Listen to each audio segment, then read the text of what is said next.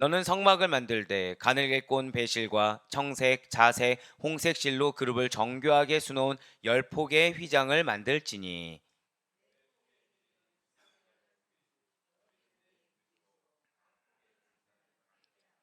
그 휘장 5폭을 서로 연결하며 다른 5폭도 서로 연결하고.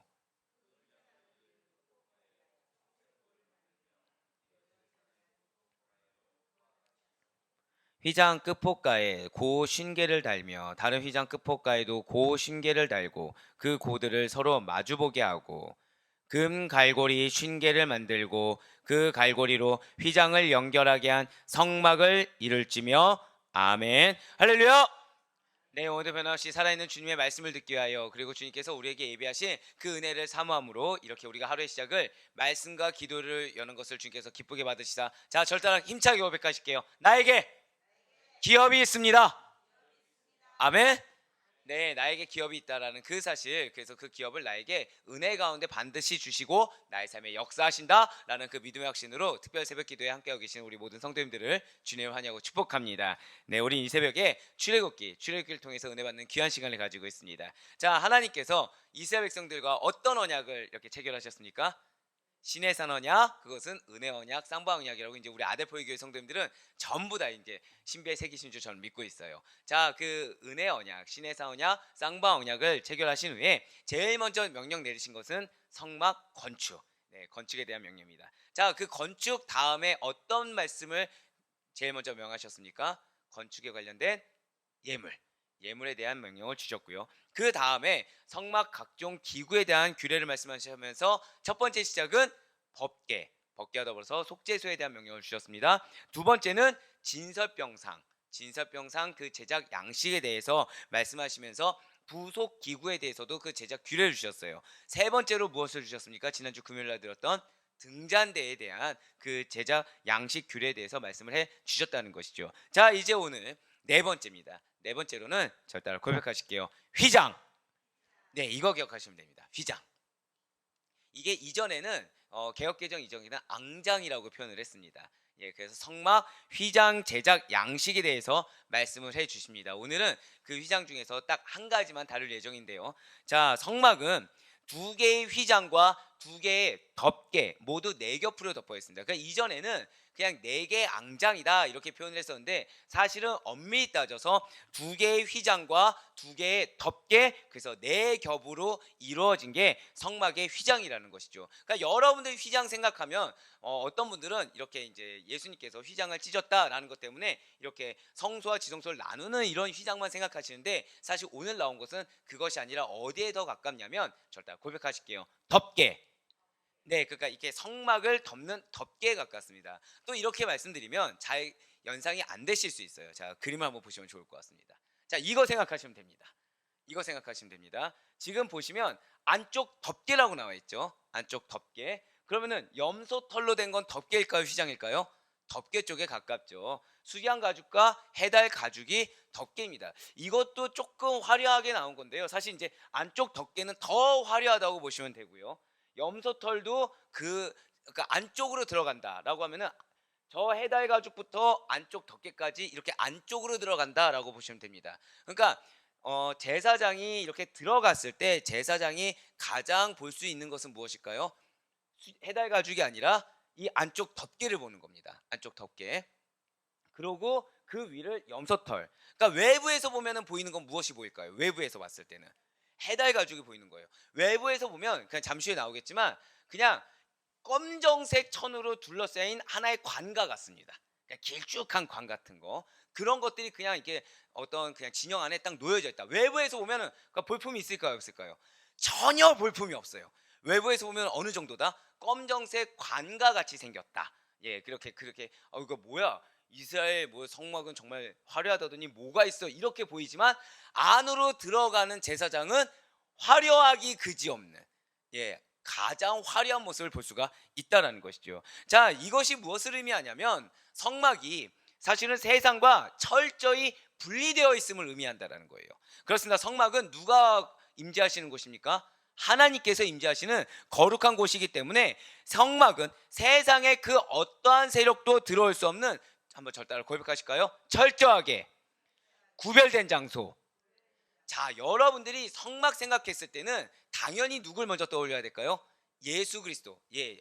그냥 이렇게 생각하시면 돼요. 성소는, 성막은 다 예수님과 관련이 있다. 이렇게 생각하시면 되고요. 그에 따른 설명을 드릴 겁니다. 그런데 이번에 우리가 이 성막에 대해서 들었을 때는 성막하면은 한 단어를 더 생각하셔야 된다는 거예요. 그것이 무엇이라고요? 구별된 장소다. 구별된 장소다. 자, 성막하면은 예수님과 관련돼 생각하는데, 이제 성막하면 떠올려야 될 단어가 무엇이라고요? 구별된 장소. 자, 사는 여러분들, 여러분들 등잔대 하면 뭐가 생각나십니까? 빛. 예, 생명의 빛 같은 거 딱 떠오르시잖아요. 진설병상 하면 뭐가 떠오르세요? 생명의 떡. 이런 것처럼 성막하면 뭐가 떠오르셔야 된다고요? 구별됐다. 구별됐다. 자, 맨 안쪽에, 그러니까 아까 잠깐 한 번만 더 보여주시겠어요?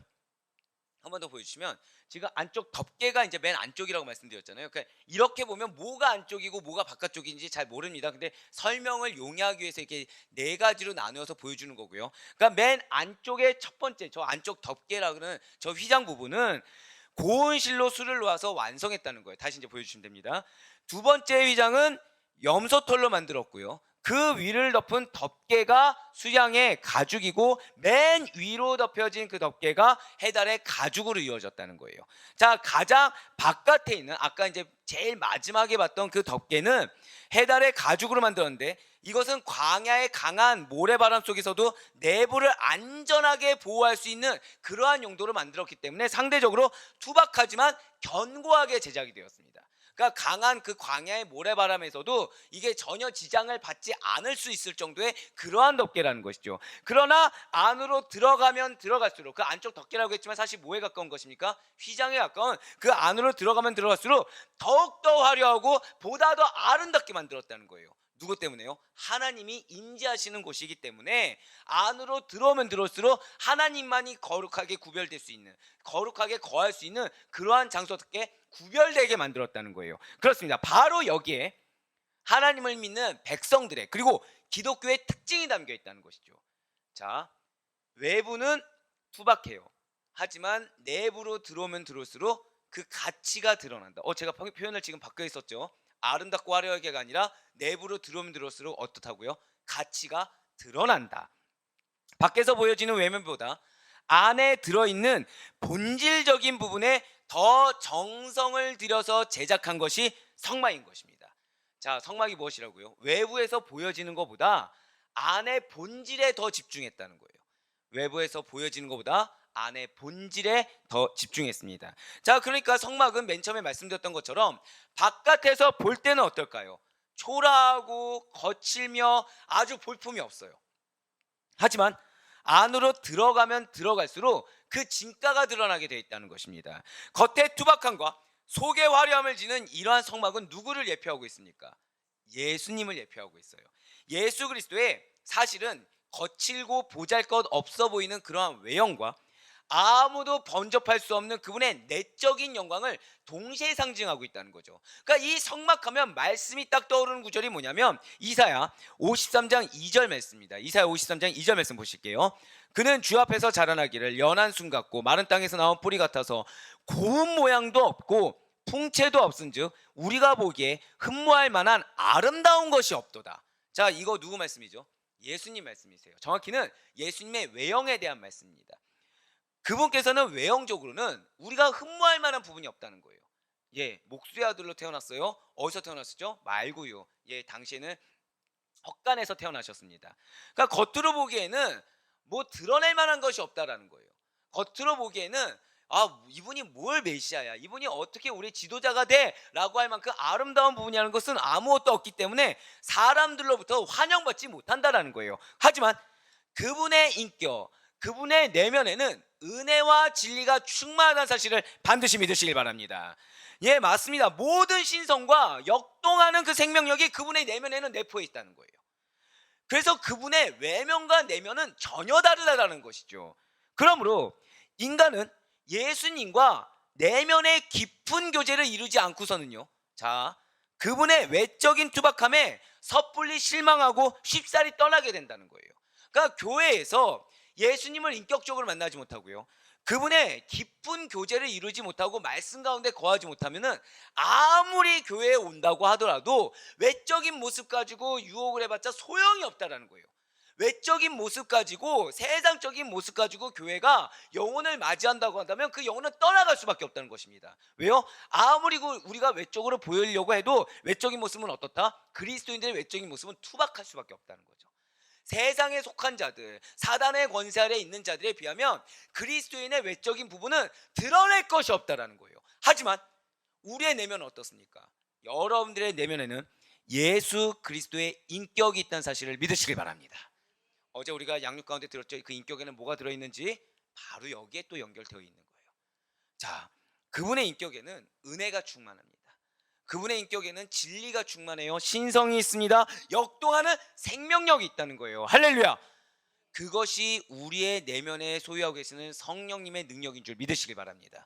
결국 교회 안에 들어오는 우리의 새가족들, 교회 안에 있는 성도들이 이러한 예수님과의 깊은 교제, 말씀으로 인한 교제, 기도로 인한 교제, 결국 그분의 인격이 우리의 삶이 되는 그러한 깊은 교제가 되지 않고서는 교회는 드러낼 것이 없다는 거예요.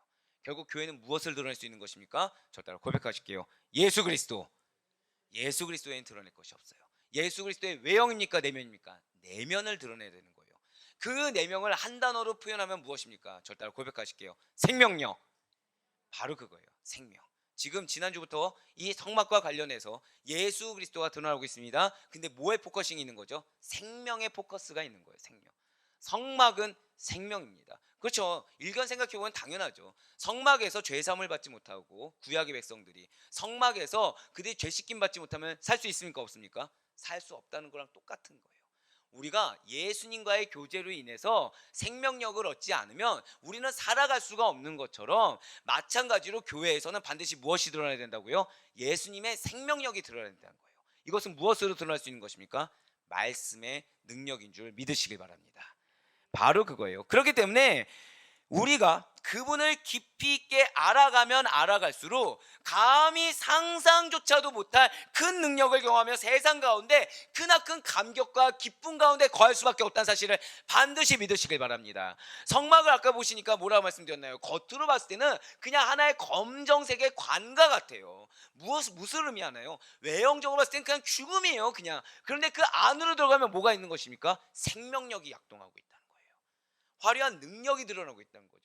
이 세상에 그 무엇과도 비교할 수 없는 놀라운 가치가 담겨 있다는 것입니다. 성막이 바로 이러하다는 거예요. 겉으로 보기에는 마치 관처럼 멋없고 죽어있는 것 같은 검은 빛의 길다란 이동시 천막에 불과합니다. 그러나 정작 성막 안의 제사장은 그 안에 있는 금, 은, 그리고 정교하게 수놓은 그룹들의 아름다움과 찬란함을 볼 수가 있다는 거죠. 이렇게 성막의 내부를 아름답고도 화려하게 만들기 위해서는 최고의 기술과 최고의 최선의 노력이 요구되었다는 거예요. 자, 먼저 출애굽기 26장 1절 말씀 보도록 하시겠습니다. 너는 성막을 만들되 가늘게 꼰 배실과 청색, 자색, 홍색 실로 그룹을 정교하게 수놓은 10폭의 휘장을 만들지니. 아멘. 지금 10폭의 휘장을 배실과 색실들로 그룹들을 정교하게 수놓아 만들라고 했어요. 자, 이 배실과 색실의 의미에 대해서는 한번 말씀드린 적이 있습니다. 그런데 여기서 한 번 더 점검하고 넘어가면 이 네 개의 실의 그 의미하는 바가 다 다르다는 거예요. 먼저 흰색 배실은, 자, 좀 더 쉽게 말씀드리면 저 따라 고백하실게요. 순결. 누구의 순결일까요? 예수님의 순결. 예수님의 무지함을 드러내는 것입니다. 자, 흰색 배실 하면 뭘 생각하시라고요? 예수님의 순결, 무죄함.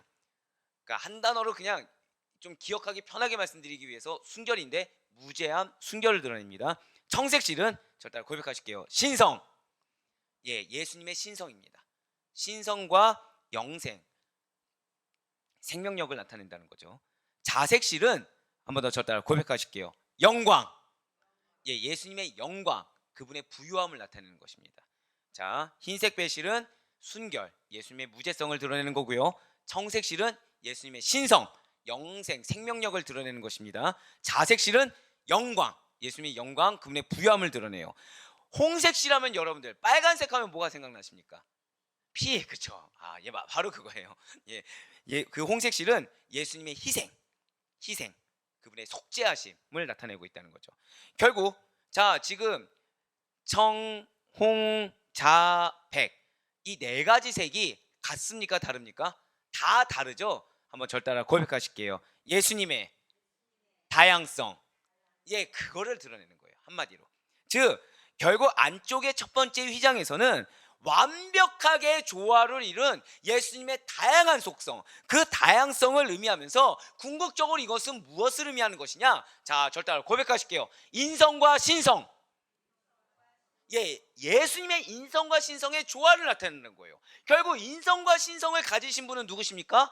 예수 그리스도. 그분은 인성과 신성을 가질 수 있는 유일한 분은 누구세요? 하나님이시라는 거죠. 결국 이 안쪽 휘장은, 이 안쪽 덮개, 이거는 뭐냐면 하나님 그 자체, 예수 그리스도의 인성과 신성, 그러니까 이 세상의 것으로는 무엇으로도 표현할 수 없는 가장 고귀하고 아름다움을 나타내고 있다는 것이죠. 자, 그런데 여기서 우리가 주목해야 될 것은, 죄송하지만 이것이 아닙니다. 주목해야 될 것은 1절에 보면 정교하게 수놓은, 이거예요. 바로 정교하게 수놓는다는 거죠. 그러니까 성막의 맨 안쪽 휘장을 만들 때 방금 말씀드렸던 이런 여러 가지 의미를 담아서 여러 가지 색실, 그러니까 당시에서 뽑아낼 수 있는 가장 귀한 색실들을 이용해서 정교하게 수를 놓았어요. 가장 그 얻기 쉬운 색실부터 가장 얻기 힘든 색실까지 고루 정교하게 수를 놓았다는 거죠. 자, 이렇게 정교하게 수를 놓는 작업은 계속적인 연구에 의해서 만들어진 창작물을 만드는 작업이었다는 거예요. 열심으로 고안했습니다. 열심으로 연구했어요. 무엇을 하면 하나님이 가장 기뻐하실지 그것을 연구해서 수를 놓고 섬유를 짰다는 거죠. 그러니까 오늘날에야 이렇게 섬유를 짜고 수를 놓는 게 쉽겠죠. 당시에는 어떻겠습니까? 그냥 우리 그 남자들 용어로 생노가다라는 거예요. 제일 힘든 작업이라는 거죠. 그러니까 이거는 뭐 열심을 다한다는 말로도 표현할 수 없을 정도로 고생길이라는 것입니다.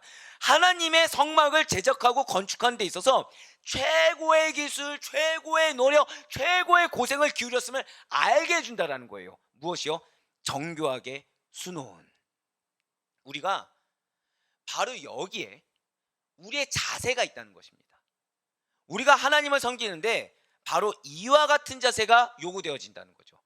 다른 일을 하고 난 후에 여력이 남을 때, 시간이 남아돌 때 내 할 일을 다 한 다음에 다음 순위에 하나님의 일을 하는 것이 결코 아니라는 거예요. 그냥 내 생각에 이 정도면 되겠지 하면서 타협 안으로 하나님의 일을 하는 것이 아니라는 것이죠. 다른 무엇보다도 가장 우선적으로 내가 가진 가장 최고의 재능과 열심과 정성을 다하여 섬기는 것, 이것이야말로 하나님께서 우리 인간을 창조하시고 은혜를 베풀어 주신 그러한 하나님을 향한 성도에 마땅한 도리이자 자세라는 것입니다. 하나님이 창조하신 피조물의 가장 합당한 자세가 무엇이라고요? 정교하게 수놓은, 열심을 다하라는 거예요. 최선을 다하라는 것입니다. 재능을 다하라는 거죠. 그래서 사도 바울이 우리에게 이 의미를 담아서 이렇게 권면하고 있다는 거예요. 로마서 12장 1절의 말씀입니다. 그러므로 형제들아, 내가 하나님의 모든 자비하심으로 너희를 권하노니 너희 몸을, 자, 누가 기뻐하시느뇨? 하나님이 기뻐하시는 거룩한 산 제물로 드리라. 이는 너희가 드릴 영적 예배니라. 아멘. 지금 여기서 하나님이 기뻐하시는 거룩한 산 제물에 들어있는 속성이 무엇이냐면 바로 이거라는 거예요. 최선, 정성, 열심, 이거라는 거죠. 최선을 다해야 되고 정성을 다해야 되고 열심을 다하는 거. 그러니까 내가 할 수 있는 한 최선, 내가 할 수 있는 한 열심, 내가 할 수 있는 한 최고의 정성을 다하는 게 뭐에 포함되어 있다고요? 하나님이 기뻐하시는 거룩한 산 제물. 단순히 거룩하게 분별된 정도, 이 정도가 아니라 여기에 열심까지 포함되어 있다는 것입니다. 내가 할 수 있는 최선까지 포함되어 있다는 거죠. 예, 그렇습니다. 우리의 몸과 마음, 가진 모든 것 전부를 드리는 것이 믿음이라는 거예요. 일부만 드리는 것이 믿음이 아니고요, 내 생각 가운데, 내 계산 가운데 합리적이다라고 생각해서 할 만큼만 하는 거, 이거 믿음이 아니라는 것입니다. 믿음은 무엇이라고요? 절 따라 고백하실게요. 전부를 드리는 것. 그렇습니다. 전부를 드리는 거예요. 전부를 드리는 거. 제 생각과 다를 수가 있죠. 내 생각과는. 그래서 어제 고백 드렸잖아요. 자, 저는 어제 양육을 할 생각이었어요, 아니었어요? 미룰 생각이었다고 말씀드렸잖아요. 근데 하나님은 뭐라고요? 전부를 드리길 원한다. 제 생각을 초월해서 전부를 드리길 원한다. 바로 그거예요. 진실로 하나님께서 우리에게 원하는 것은 일부가 아니라 전부란 사실을 반드시 기억하시길 바랍니다. 실제 진실로 우리의 전조는 예수 그리스도의 것이라는 거예요. 우리의 소유권은 내 것이 아니라 하나님의 것이라는 거죠. 내 소욕대로 내 세상적이고 인간적인 즐거움을 위해서 사용해서는 안 된다라는 거예요. 우리의 본질이 무엇입니까? 영원히 죽을 수밖에 없는 저주와 멸망이 기다리던 자들, 사형집행만을 기다리는 사형수와 같은 자들이 여러분과 저였다는 거예요. 그렇지만 예수 그리스도를 믿는 믿음으로 말미암아 새롭게 되어서 새 생명을 얻어 살게 된 삶, 영적으로 거듭난 삶이 여러분과 저의 본질이라는 사실을 반드시 기억하시길 바라겠습니다. 그러니 마땅히 하나님의 은혜로 주어진 이 삶을 하나님께 최선으로, 성실로, 열심으로 영광을 드리는 삶으로 나아가는 것이 마땅하지 않겠습니까? 그래서 사도 바울이 오늘날 우리들에게 고린도전서 10장 31절 통해서 우리 모든 사람의 본분에 대해서 말을 해주고 있다는 거예요. 고린도전서 10장 31절의 말씀입니다. 그런즉 너희가 먹든지 마시든지 자 어떻게 해요? 무엇을 하든지 간에 다 하나님의 영광을 위하여 하라. 언제나 우리의 삶의 목적이 하나님의 영광을 위한 삶이 될 수 있길 간절히 소망합니다. 그래야 하나님의 기쁨이 되는 삶으로 하나님을 만날 수 있는 여러분과 제가 되길 간절히 소망합니다. 계속해서 2절과 3절의 말씀 보도록 하실게요. 제일 안쪽에 만들 그 휘장의 크기가 지금 가장 아름답고 화려한, 지금 오늘 휘장 하나만 다룬다고 말씀을 드렸습니다. 그러니까 다른 휘장이 아니에요. 가장 안쪽에 있는 아름다운 휘장 그 덮개가 2절과 3절에 나오고 있다는 거죠. 매 폭의 길이는 28규빗, 너비는 4규빗으로 각 폭의 장단을 갖게 하고 그 휘장 5폭을 서로 연결하며 다른 5폭도 서로 연결하고. 이렇게 하면은 이게 뭔 말인지 잘 모르십니다. 근데 제가 여러 가지 자료 찾았는데 이렇게까지 쉽게 나온 것은 이미지가 없고요. 애니메이션에 있더라고요. 한번 보여주세요. 캡처를 했습니다. 지금 보시면 휘장이 떨어져 있는 거 보이시죠?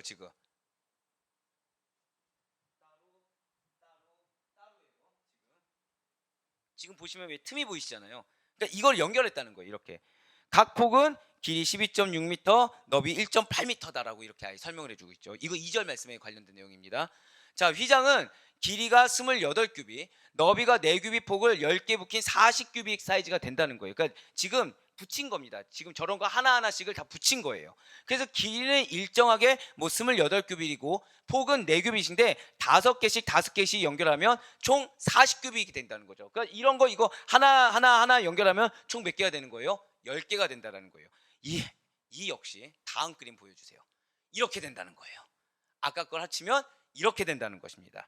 자, 그래서 5폭을 서로 연결해서 큰 한 폭을 만들었다. 그래서 그걸 연결했더니 10개 폭이 이렇게 되었다. 이렇게 나와준 거예요. 이렇게. 조금 이제 이해가 편하시죠? 자, 휘장은 그래서 이렇게 10개의 폭으로 완성되는 것입니다. 그러니까 폭 한 개의 길이는 28규빗이라고 해서 뭐 12.76m, 그리고 너비는 4규빗이라고 해서 183cm, 뭐 1.82m 정도가 저게 된다고 보시면 될 것 같아요. 그러니까 쉽게 말씀드리면 폭 10개를 연결해서 만들었더니 길이는 12.76m 그대로고, 그리고 너비는 40규빗 18.24m로 그냥 커지게 되었다. 하나씩 해서 연결해서 저렇게 하나로 이어서 크게 되었다. 이렇게 이해하시면 좋을 것 같습니다. 계속해서 이 그림 생각하시면서 4절에서 6절 말씀 보도록 하실게요. 자, 그 휘장을 이을 끝폭가를 청색고를 만들며 이어질 다른 끝폭가에도 그와 같이 하고 휘장 끝폭가에 고 신계를 달며 다른 휘장 끝폭가에도 고 신계를 달고 그 고들을 서로 마주보게 하고 금 갈고리 신계를 만들고 그 갈고리로 휘장을 연결하여 한 성막을 이룰지며. 아멘. 이렇게 말하면 지금 여러분들의 표정이 대변해주고 있어요. 대체 무슨 말이야? 자, 사진을 또 보여주세요. 자, 이거예요. 지금 여러분들 이 가운데 뭐가 있냐면 그림 때문에 잘 안 보이실 텐데 지금 요 틈 보이시죠? 틈에 뭐가 있냐면 이 고가 뭐냐면 고리예요. 고리입니다. 고리를 지금 다 이렇게 연결한 거예요. 몇 개요? 50개. 지금 글자 보이시죠? 가장자리에 50개의 청색 고리를 만들라. 예, 이거예요. 이거 50개 청색 고리. 그죠? 예, 잘 보셨습니다. 지금 보시면 고리 있잖아요. 왜 저희 커튼에 보면은 저 고리들을 만들라는 거예요. 고리를. 자, 휘장은 5폭을 한 묶음으로 해서, 그러니까 지금 여러분들 오해하시면 안 되는 게 한 폭씩 이거 고리가 있는 게 아닙니다. 왜 10개 폭이라고 했잖아요. 5개를 이렇게 한 폭으로 해서 이거를 잇기 위해서 여기 고리를 이렇게 연결한다는 거예요. 고리를. 그래서 또 다른 5폭을 한 묶으로 연결시켜서 크게 두 덩어리가 이렇게 합쳐지도록 했다. 5폭을 10개 폭을 하는데 이렇게 한 폭씩 이렇게 다 고리란 게 아니라 5폭씩을 하나로, 5폭을 이렇게 있는데 무엇을 했다? 고리로. 예. 그래서 이 두 묶음을 연결하기 위해 만든 것이 좀 더 이해하기 쉽게, 자, 다음 그림 보여주세요. 이런 겁니다. 좀 더 이해가 빠르시죠? 네. 좀 죄송하지만 되게 뿌듯했어요. 이 애니메이션을 발견하고서 여러분들 얼마나 쉽게 이해하실까 좀 뿌듯했습니다. 이런 거에 좀 기쁨을 느껴요. 자, 그림에서 보는 것 같이 이게 청색고예요. 그러니까 고가 뭐냐면 실로 만든 고리입니다. 고는 왜 이게 중요하냐면 뒤에 보시면 근 갈고리가 나오기 때문에 오해해서는 안 된다는 거예요. 고가 무엇이다? 실로 만든 고리. 그러니까 청색고 하면 무슨 실로 만든 고리예요? 청색실로 만든 고리. 이렇게 생각하시면 돼요. 청색실로 만든 고리. 자, 둥근 고리를 한 묶음의 끝부분에 50개씩 총 100개를 만듭니다. 그래서 두 묶음을 연결하기 위해서 청색 고리에 지금 위에 보시면 노란색이 뭐냐면 금갈고리예요. 저게 금갈고리 50개를 만들어 주셨다는 것이죠. 즉 2절부터 6절까지를 한 문장으로 좀 정리하면 성막 휘장을 제작할 때 한 폭이 길이 28규빗, 폭은 4규빗으로 10개의 폭을 각각 5개씩 그 폭을 한 묶음으로 연결해서 붙이고, 그러니까 5개 폭을 한 묶음, 5개 폭을 한 묶음, 그럼 두 묶음이 되죠. 이 두 묶음을 다시 금갈고리로 연결해서 한 막을 이루겠다는 거예요. 한 막을 10개 폭을 두 묶음으로, 두 묶음을 한 막으로. 그런데 이렇게 폭 10개를 5개씩 두 묶음으로 연결해서 한 막을 제작한 것이 영적인 의미가 있다는 거죠. 그냥 이게 기록한 것이 아닙니다. 여기에 영적인 의미가 있다는 거예요. 이것은 교회가, 저를 따라 고백하실게요, 연합하는 것, 바로 그거예요. 연합이란 단어를 생각했어요. 연합. 그러니까 교회가 하나님을 주인 삼아서 여러 사람들이 서로 연합해서 하나를 이루는 것, 그걸 의미하고 있다는 거예요. 그러니까 여러분들 지금 이 휘장을 생각했을 때 뭘 생각하시라고요? 무조건 한 단어 생각하셔야 될 게 연합이라는 것입니다. 성막하면 구별된 장소예요. 그런데 구별된 장소다 보니까 여기에 하나님이 어떤 속성을 부여하신 거예요? 연합이라는 속성을 부여하셨다는 거죠. 그래서 만일 어떤 한 사람이 교회를 잘 건축을 했어요. 근데 그곳에 혼자 거하고 있다. 이거 교회입니까 아닙니까? 교회라고 할 수 없다는 거예요. 또한 많은 사람들이 모여 있어요. 그런데 당파 싸움을 하는 거죠. 연합되지 않는 겁니다. 연합되지 않고 자기 개성을 주장하면서 서로 당짓기를 일삼아요. 이것은 진정한 의미의 교회라고 할 수 있습니까 없습니까? 그것도 없다라는 거예요. 저 따라 고백하실게요. 교회는 반드시 예수님 중심으로 연합해야 합니다. 이거를 기억하셔야 된다는 거예요. 오늘 다른 거 기억 다 못하셔도 좋습니다. 예수님의 다양한 신성과 인성이라는 그러한 속성을 가지고 하나님께서 교회가 하나로 연합했다는 것, 연합된 곳이라는 거, 그것을 깨닫게 하기 위함이구나. 이 한 문장만 기억하셔도 저는 행복할 것 같아요. 사람이 우선되어서 예수 그리스도와 별개로 움직이는 공동체가 된다면 그 역시도 교회라고 할 수가 없습니다. 교회는 예수 그리스도 중심이에요. 그리고 교회는 다양한 사람이 모여서 그 예수 그리스도 중심으로 연합해야 되는 공동체가 교회인 것입니다. 사랑하는 우리 성도 여러분들, 교회는 그리스도 안에서 구속받은, 저를 따라 고백하실게요, 성도들의 연합체, 이 사실을 기억하시길 바라요. 여기에 교회론이 담겨 있는 것입니다. 교회는 그리스도 안에서 구속받은 성도들의 연합체다라는 사실을 반드시 기억하시길 바라요. 하나님께서 임재하시는 거룩한 성막은 세상과 철저히 구별된 장소요. 오늘날 한 번 더 저를 따라 고백하실게요. 예수님의 예표, 교회의 원형, 이거를 증명하고 있다는 거예요. 성막이 무엇이라고요? 거룩한 성막 자체가 예수 그리스도의 예표이며 교회의 원형이라는 것을 증명하고 있다는 것이죠. 그 장소에 모인 성도들은 어떻습니까? 세상과 구별된 거룩한 자들인데 이러한 거룩한 성도들의 연합체, 지금 이렇게 한 휘장, 한 막을 이루기 위해서 그 폭을 10개를 해서 이렇게 두 덩이를 만들고 그리고 두 덩이를 하나로 묶어서 한 막을 이루듯이 거룩한 성도들의 연합체가 교회라는 거예요. 즉, 좀 더 쉽게 말씀드릴까요? 성도 한 명이 모였어요. 모여서 전도회 부서가 있어요. 자, 부서 이기주의 옳습니까 틀립니까? 틀리다는 거예요. 한 폭을 이루기 위해서, 한 막을 위해서 10개 폭이 모이듯이 부서들마다 서로 화합할 수 있어야 돼요. 전도회마다 서로 연합을 이룰 수가 있어야 됩니다. 누구 이름으로요? 예수님의 이름으로. 그런데 부서 이기주의가 있다. 이미 그거는 교회론에서 어긋났다는 거죠. 이미 구약에서 말한 이 성막을 이루는 휘장 하나에서도 이미 어긋났다는 거예요. 하나를 만드는데, 이 휘장 하나 만드는데도 10개 폭을 연결하셨습니다. 마찬가지로 우리는 그리스도께서 하나님과 죄인들이 하나 되도록 자기 몸을 내어주셨듯이 그 희생과 사랑을 본받아서 우리 또한, 그리고 우리가 속한 부서 또한 그리스도의 영광을 위해서 하나 되기에 힘쓸 수 있는, 연합하기에 힘쓸 수 있는, 그래서 나의 모든 것을 내어드릴 수 있는 여러분과 제가 되길 간절히 소망합니다. 그래 바로 꺼나웃기는 여러분들이 속한 곳곳마다 교회가 되길 바래요. 이게 무슨 뜻일까요? 언제나 하나님이 기뻐하시는 교회 공동체가 되길 바랍니다. 언제나 그리스도의 인재가 충만한 교회 공동체가 되길 바래요. 그것이 여러분들의 가정이 될 수도 있고, 여러분들의 사업장이 될 수도 있고, 학교가 될 수도 있고, 직장이 될 수도 있어요. 그렇지만 그 모든 것이 누구 중심이요? 예수 그리스도 중심으로 모두 다 각자의 개성을 인정하는 가운데 그리스도 중심으로, 마지막 저 따라 고백하실게요. 하나로 연합해야 한다. 그 사실을 반드시 기억함으로 말미암아 거룩하고 성별된 공동체이지만 그 가운데 예수 그리스도 중심으로 하나로 연합한 공동체로 하나님과 동행하며 나아갈 수 있는 여러분과 저의 그 모든 공동체가 될 수 있길 간절히 소망합니다.